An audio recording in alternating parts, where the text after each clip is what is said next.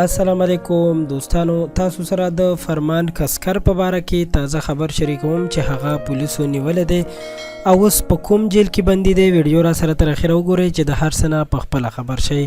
قدرمنو ملګرو، فرمان کسکر به تاسو ټول پیژنئ چې د خپلو ګډ وډو شعرونو په وجه باندې ډیر زیات مشهور هم دی او داسې ویل کیږي چې هغه د هجړاګانو سره د ګرځېدلو په وجه او د مور پلار د خبرو نه منلو په وجه باندې د ثوابۍ پولیسو نیولی دی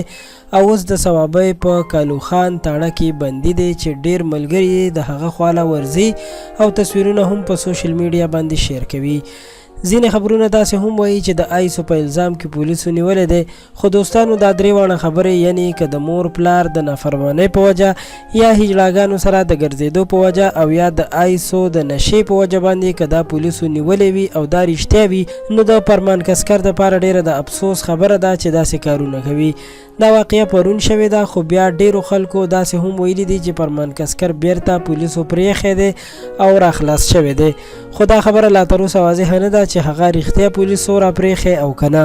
په سوشل میډیا باندې د فرمان کسکر ډیر ملګري غوښتنه هم کوي چې فرمان کسکر دې راخلاص شي او ظلم دې پرې نه کیږي، ځکه هغه یو ساده انسان دی، ځکه خو ګډ وډ شعرونه وایي. خو زه وایم چې انسان دومره هم ساده نشي کیدی چې په خپل ښه او بد پوه نشي. فرمان کسکر هغه وخت ډیر مشهور شو چې څو کاله وړاندې د شړشمو پټي کې ګډ وډ شعرونه وویل او د هغې نه پس ورسره خلکو پروګرامونه هم وکړل او فرمان کسکر ته یې ډاډ ورکړو چې ستا ډېره ښه شاعري ده، نوره شاعري هم وکړه، چې د هغې نه پس فرمان کسکر په سلګونو ویډیوګانې جوړې کړې او ډیر مشهور شو. هغه د شعرونو سره سره په ډرامو کې هم کار وکړو، خو اوس پولیسو سره دی او نیول شوی دی.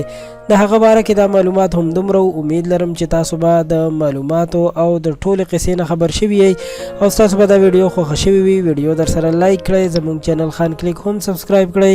چې زموږ راتلونکي ویډیوګانې تاسو ته په وخت ورسي. تر بیا مو په لوی الله سپارم، د الله په امان.